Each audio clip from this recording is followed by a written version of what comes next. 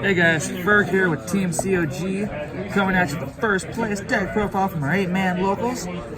This deck is kind of awkward, and you want to see who's controlling this stuff?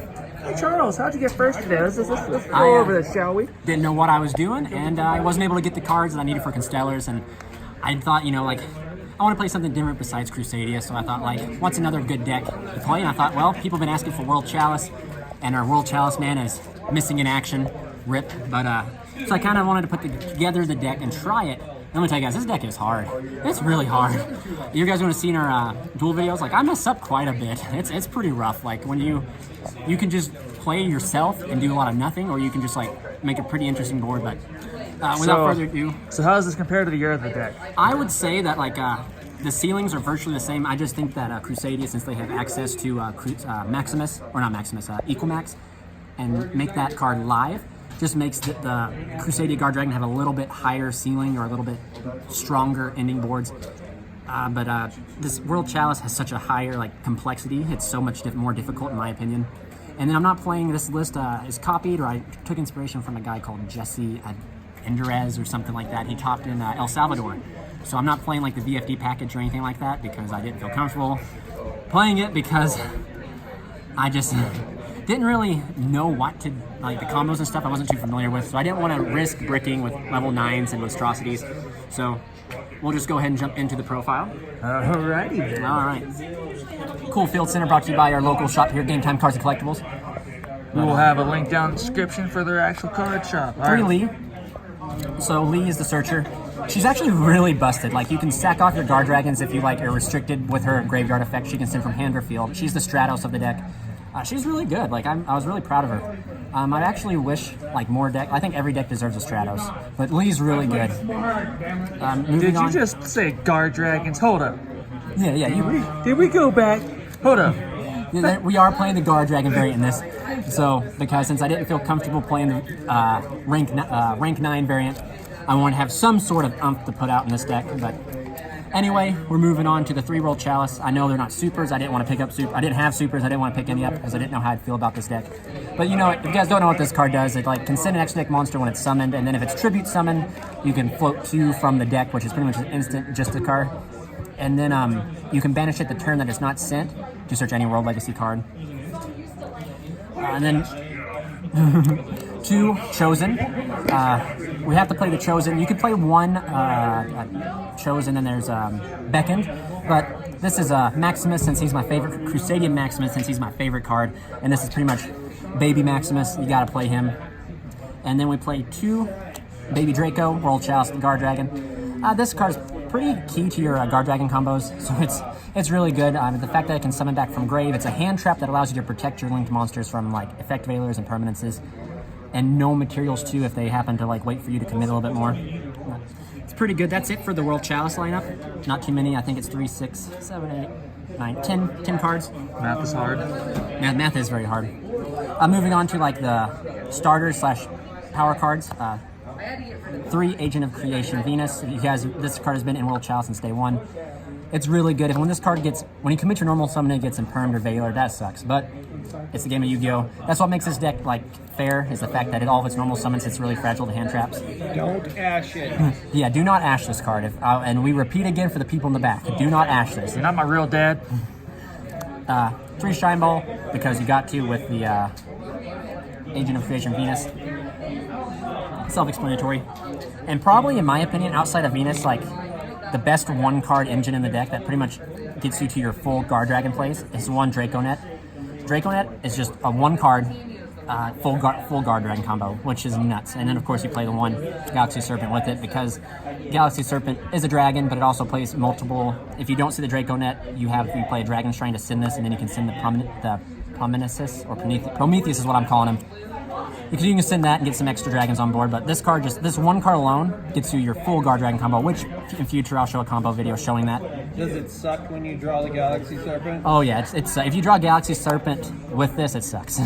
But Galaxy Serpent alone, this deck can use vanillas, so it's okay if you draw this. But if you draw these in conjunction together, it sucks.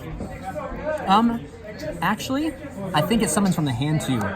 You can summon 1 special level 2 monster from your hand or deck. So not entirely, but you definitely want to deck thin and summon from the deck. For hand traps, I just decided to play 3 Effect Veiler. I was too cheap to buy extra ashes, and I didn't want to take my ashes out of the Crusadia Guard Dragon, so I decided just to play 3 Effect Veiler, and Effect Veiler came in clutch. It did its work. It's a very versatile hand trap. At times I do wish this was ash, but Effect Veiler did enough work today. For the dragons, 1 Prominence. You pretty much dump this off of Dragon Shrine, or you can ditch it from your hand, and then as soon as a normal monster is sent from the deck to the graveyard, you can special this from the grave, so it allows you to extend with Guard Dragon combos. 1 Darkness Metal. Guard Dragon combo, what can I say? 1 Sea Turtle, because if you're not playing the rank 9 package, you gotta play the Sea Turtle. Essentially, if VFD or this card touch down, it's an instant win. But I just didn't feel comfortable playing all the bricks in the deck plus this until I'm more familiar with the combos. So 1 Sea Turtle. Yeah, poor Ryan. Poor Ryan. You guys will probably see him on the dual videos. Ryan, he has like 6 cards in hand, and I just negate every one of them. So rip Ryan if he watches this. You were a trooper. 1 Archlord Christia. I didn't want to play, now believe it or not, I didn't want to play the Goliath to summon off the Hieratic Seal, because the Hieratic Seal summons the Goliath. But I always brick with the Goliath, and at least with Archlord Christia, I have the ability to summon it with the Lees and the Venus and the Shine Balls, like hard summon it, so it was really good. You'll see in the Witchcrafter match, I just hard special this off of Saryuja and win. Yeah, so onto the spells. 3 Waterfront, 2 Terraforming. Yeah. You pretty much self-explanatory. You want to play, you almost might want to max out on these just so you can see it, because it's your win con. 2 Unexpected Die. Summon a vanilla from your deck so you can combo off, essentially. 2 Call by the Grave. Now, there should be 3 Call by the Graves, but I couldn't find a super, and yet I'm a rarity whore, and I wasn't about to play a common, so Call by the Grave. Where are those terraforming at then? Okay, keep your mouth shut. How about those unexpected dives? Listen here, guys. I had to make some sacrifices, but Call by the Grave was not one of those sacrifices. You need it. You need to play 3 of it, because it's just your deck's so combo heavy orientated. Like, you have to play 3 just to secure your combos. So. I almost forgot about that World Chalice too. That was rare. Or the red eyes. Shut y'all's mouth. So onto the World Legacy cards. 1 Heart. This could almost be argued to be a Guard Dragon, but Heart just allows you to add back and continue like floating out, or you get to add back the Guard Dragon so that you have a hand trap to protect your stuff too. So it also, the banish effect could come up. It allows you to protect your linked monsters from battle. 1 Succession, and then we'll just go ahead and 1 World Legacy Guard Dragon. Like I said, this right here should probably be another Guard Dragon, but they're all 3 searchable. They all 3 extend. They're really good. And this card's very intricate to the Draco Net. So Draco Net allows you to do the 1 card full combo, and you have to search this out with the Ib, the Justicure. Kind of for extenders, and yeah, just for extenders. 1 Dragon Shrine. I didn't want to play 2 because it is a hard once per turn, and bricks float to my hand, so I didn't want to open in multiples. But you send the Galaxy Serpent if you do not open the Draco Net, and then you send the Prominences, and you get to summon the Prominence. So it's pretty good. Foolish to dump the Lee, or you can dump anything with this and bring it back with Arum. Monster Reborn, a 4th, self-explanatory. 1 E-Tally to beam out the baby Maximus, and then for our only trap is 1 Phantom Knights of Shadebringer, being another normal monster that we can summon turn 1 to extend. So that's it for the main deck. We'll just jump into the extra here. So 2 Mduk.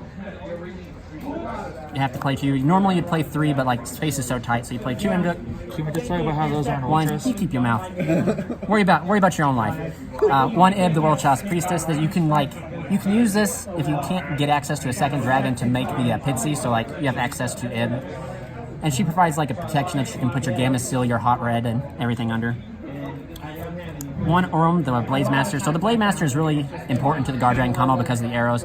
And in a simplified game state where you kind of like open pretty bad, you have the ability to revive back like the Archlord Christia, revive back like a Gamma Seal, revive back the Red MD if needed. It's just pretty good. In a simplified game state where you like don't open the best and you're just able to like Foolish Burial or send the Archlord Christia, to the hand with the Lee's effect. You can just bring it back and like kind of go. One near Gritsu, I felt like it was similar to the Crusadia Guard Dragon. If you're not playing Crusadia Equalmax, you're not playing a Crusadia deck, and if you're not playing at least one near Gritsu, it's not really World Chalice. So this card's really good. It still lets you draw. You can draw up to 3 if you need to. You can go through your typical World Chalice plays if you don't get to a dragon and hopefully draw into one. And then just the pressure this card applies is just, it's pretty good. So like you get to send a card which is extremely good. And then the draw effect is important because since space is so tight, we're only playing one Saryuja, so this is another way to draw more cards into your side deck, extenders, etc. But that's it for the World Chalice. Just the Guard Dragon package. You could get away with not playing this, but I won't have access to it because, like I said, I'm not personally familiar with the combos this deck offers. So I wanted to make sure I had access to everything, like a crutch to say. And it's not like you played a Guard Dragon deck the whole time. Yeah, but believe it or not, like the World Chalice is a little bit different than your typical Guard Dragon. Like placement and combos are very different. One triple burst because you need it. You have to do it. You'll see me misplay with this card quite a bit today, so roast me in the comments, please. Do it. So I misplay with this card quite a bit. Used it when it wasn't necessary because I'm not familiar with the combos, but it's very important. It's also negation during the damage step is pretty good. The one Skull Dread, yeah, space is so tight you could probably get away with playing the second one by getting rid of the Pitsy, but I just had the one. I had 2 and I didn't want to remove both of them, and I just wanted to test the one. And I thought with near Gritsu and the Skull Dread you had enough draws, and it worked out pretty well. However, I guess you could say you could cut the Pitsy for a second Skull Dread. And then just for kind of Link Spider, and then Hieratic Seal. Seal's really good because it allows you to beam out a dragon, which could be Goliath, but I would never get to beam out the dragon because I'd open it. So it's just a form of interruption to bounce. Very nice, very He nice. never pulls ulties. That's fair. One Ib the World Chalice, just because this card is nuts in this deck. It's nuts. What this card allows you to do is it's just busted.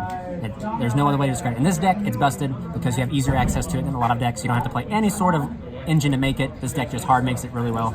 It also allows you to make Borreload Savage because Savage plus this card plus the Chosen is really good.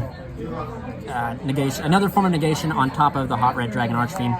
So yeah, that's you pretty much want to end on a board with these 2 plus a World Legacy World Chalice and the Sea Turtle, and it's a good game. But that's it for the profile, guys. This is Charles from Team COG signing out.